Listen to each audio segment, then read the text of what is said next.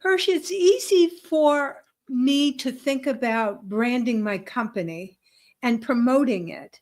But when I think about a personal brand, somehow that makes me think that I'm trying to get attention or kind of put my ego out there.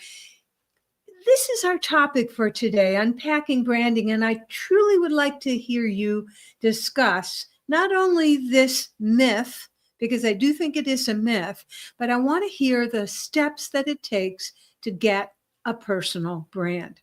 So, hello, everyone. I know I'm not letting you say anything, but this is Dr. Nancy Zaire, the sales whisper. This is Brandon, my foster dog. And you are? I am Hirsch Repun, author of Selling the Truth and also holistic brand therapist.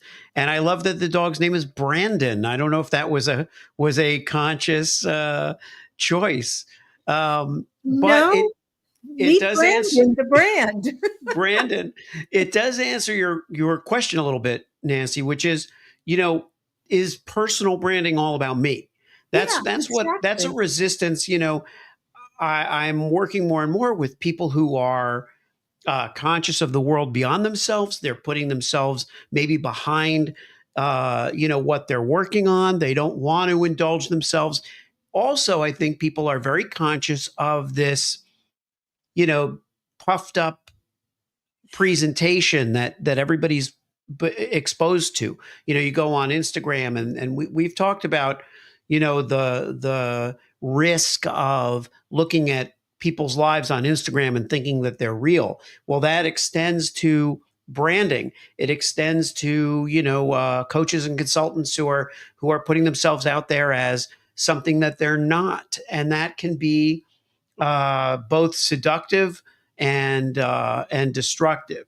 And I think that the fear of of it being ego driven is one I understand, but I will say that it really is not about you in the sense that the personal brand is making you big, making you famous. What it really is doing is personalizing your mission so that there's a beating heart behind this mission of yours.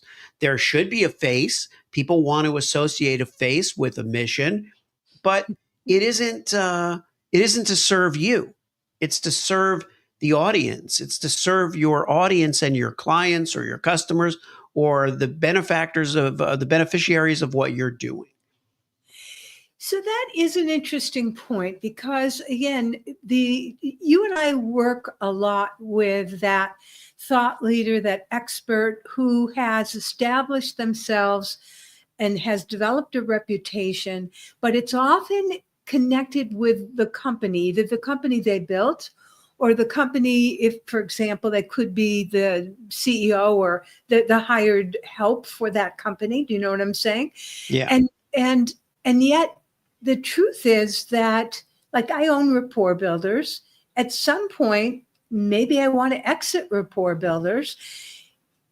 Therefore, I have to really consider if I've been putting all my effort into developing Rapport Builders as a brand and failing to develop Nancy Zaire personally, what's going to happen to me? Yeah, that's a very good question because where you're going to feed a lot of people are thinking it's one or the other. You're going to feed the rapport builders brand and everything's going to be about that. And then once that's off and running and maybe you pass it on to someone else to run or whatever you might choose to do, and then you say, well, who am I? Who am I Exactly. without that? I've It's lost like a myself. yeah, it's like a partner, and you're like, well, who am I and what? So I always tell people that you're growing both things simultaneously. They're feeding one another. In other words, rapport builders, your likability system. These are things you've created and nurtured, and so you're actually growing them. But at the same time, you're living your life. You're being Nancy's heir. You're fostering dogs, adorable little dogs like Brandon. You're doing all kinds of human things and business things that are make up the sum total of you. So I always say we're bigger than the business. Mhm. The personal brand is the 360 view of what you're doing, who you are, what it means to you. Somebody likes fishing. Somebody likes to, wants to do spend weekends at a soup kitchen and helping in underserved communities. It's all those are human things that this personal brand encompasses. Whereas a business really has a more niche down singular objective and less dimension. And why that's good, I think, is that it takes some of the pressure off that business to be like a person. A business isn't a person, but it has a place in humanity. And it's interesting as we're talking about it, because of course a corporation, tries to act like a person. Yeah. And again, they try to interact with customers as a person, not as a company, so to speak. And if they are successful, they actually can pull that off. But as I'm talking to you, I'm thinking again more and more how important it is that the personal component of who I am, that needs to be front and center, especially in this era of AI, Mm. because too many, too much material content is being promulgated, pushed out by non-human entities. Yeah. Well, what just occurred to me, the image that I know why this image came into my head, because there were gardeners outside my house for like the last hour, but this is why it's popped in my head. But I was saying, what you're seeing coming out of AI a lot right now is what you would see if you turned on an electric lawnmower and just let it run roughshod over your lawn. You know, it's going to go all this way and that way. It's going to hit a squirrel. It's going to eat up a rabbit. It's going to do whatever it wants to do because it has no guidance. There's Yeah, no human, it doesn't have, yeah, it has no discernment. there's no discernment. Yes. Exactly. And And yes, it's been programmed by a human. And so, in some sense, we could argue there's been initial guidance. But when anything throws that guidance off, when it meets with a new situation, it cannot discern or think how to handle it. And it reverts back to whatever input it received. yeah. And essentially, it has the attention span of an MTV executive in 1987. It's like it cannot think about anything. You give it direction, it'll come back to you, and then and I think all of that is to say that I use the lawnmower example because it's like, well, what do you expect from a lawnmower? You don't expect a ridden whatever you call it, a lawnmower, a riding lawnmower to drive itself. That's not what it does. It needs the person to direct it. And so I think it's the same thing with AI, and people are mystified. Why are they not getting all the answers out of AI? So to circle back to the personal brand Exactly. element, this is this particular process, as I perform it, do it, collaborate on it, is about a lot of introspection, a lot of uh, understanding of oneself and one's inspirations and purpose and goals. And that's why I use the therapy kind of analogy, and why I call it holistic, because it really is the whole 360 view of you. And then we figure out, okay, how do we take this concept of who you are and relate it to the business that you are running, or it could be the same name, it could be a different name, it doesn't matter. And then how do we calibrate the language so that no matter where you are or what context you're in, or whether you're emailing or you're meeting someone on a boat or you're meeting someone at a party, it doesn't matter. You will be able to explain to them who you are and what you're doing because you are so fluent in your own brand language, and you don't have to. I mean, would you really do that? It's like if you if you, I was saying you could go to like the White House and you could talk to any, but it's like literally, can you imagine going to, you meet the King of England and, he asks you, oh, what do you do? And you're like, I help blank do blank without blank. It's not, it's not going to work. You want to be able to actually answer the question, so I think a little deep thought is a privilege that we have. It's an ability that we have to exploit. Right, right.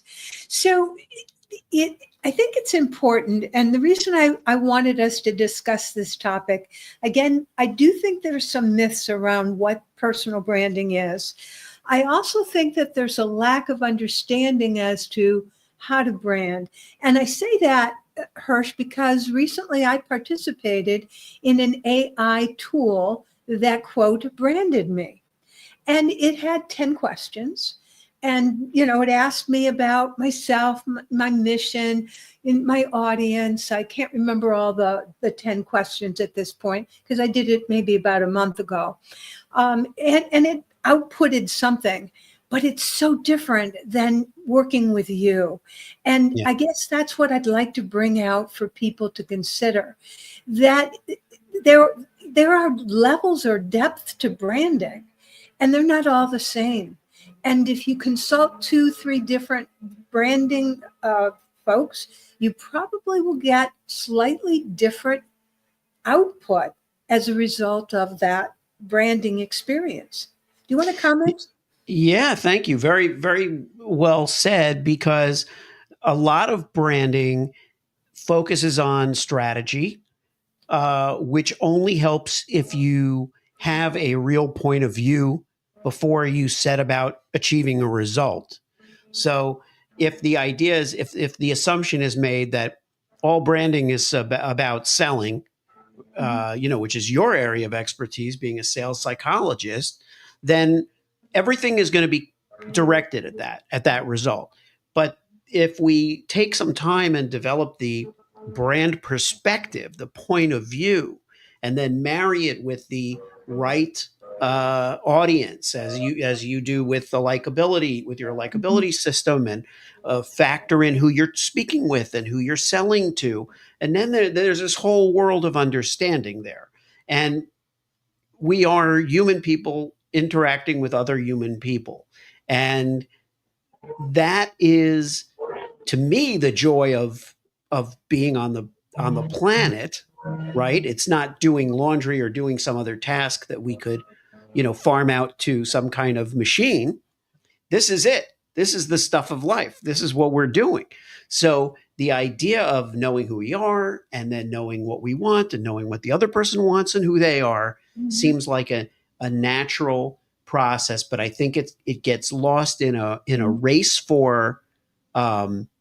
what they would mistakenly assume is efficiency, or a race for the prize, you know uh, and we lose the ability. And I find myself using the word nuance quite a bit lately, because, and clients using it back to me, which is that these little nuances, these little traits, a little thing like that, like what is, you know what is the AI going to do? Let's say with Brandon being on your lap, and you have the dog, Mhm. and it's an emotional thing that it creates in people. People will look at a picture and have an emotional reaction to it. And then we hear how often, and you can comment on this, Nancy, how often sales is emotional. So there wouldn't there be a marriage between emotions? Yeah, totally. And folks, if you haven't read Hirsch's LinkedIn article today, and this is May 30th, I'd highly recommend it because I think it's relevant to our conversation today. Again, it's about, selling the truth and about being human. Um, this is this is important. And again, so many of us are relying on AI in many different ways, but the human factor cannot be neglected and has to be front and center. We have to humanize outputs from AI. And yes, it can create some sort of efficient brand. You use that word efficiency. And so, within an hour or two, I got some kind of result. It sounded pretty good. I have to tell you, it sounded Yeah. great. But is that really going to be effective in conveying who Nancy Zare is, and therefore helping you, the audience, determine whether to connect with me or not? So that's the question. We've kind of run out of time for this episode, so we're going to have to close it here. But last thoughts before we end? I'm ruminating on what you were just saying, and I think that and you referred to that article, the heart versus words, and I think that the best tip for the day, that for the weekend, as we go into a weekend, would be to just listen to your heart a little bit. Listen to your heart in the quiet of a room, or by a field or a pool or wherever you happen to be, and just kind of listen to what that is communicating to you, Mm-hmm. because it really is going to make all the difference. You can be clever, you can be thoughtful, all that stuff, but in the end, it really is what's inside that's going to Yeah. determine your success. And interestingly enough, that not only is that true about branding, it's also true about sales. So that'll be a little teaser to join us for next week when we dive into the heart of it. To your sales success, it's Dr. Nancy Zare, sales whisperer, and Brandon. and Hirsch Repun, holistic brand therapist and author of Selling the Truth.